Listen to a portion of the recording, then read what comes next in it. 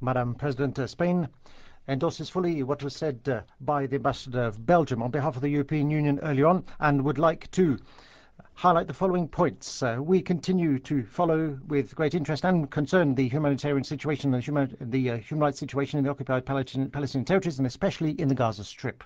We would like to ask both parties to continue in their endeavour to reach a peace agreement that can give as an outcome the existence of two states, an independent, democratic, adjoining and sustainable state, Palestinian state, which lives side by side with Israel and its neighbours in conditions of peace and security. We would like to also ask that both parties cooperate to establish an atmosphere of mutual respect and mutual trust, giving positive steps for the development, continuation of the process, and to abstain from any action that could hinder progress in negotiations.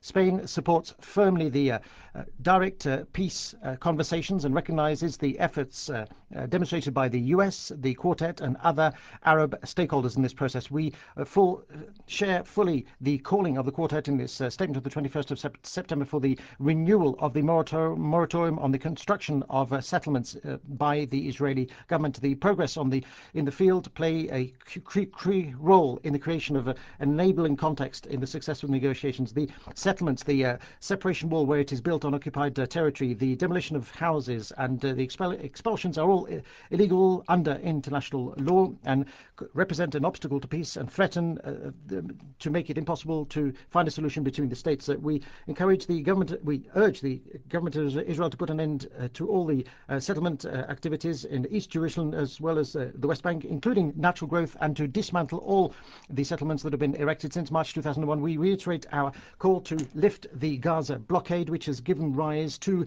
an unacceptable and unsustainable humanitarian situation. Despite the partial lifting of the blockade on Gaza, the fact that this has been a step in the right direction, nevertheless, we must find a solution which permits the free circulation of people from Gaza as well as the free export of goods therefrom.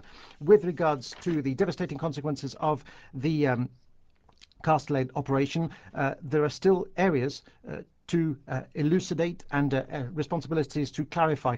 Spain reiterates that the peace process cannot prosper if both parts, if there is no appropriate investigation.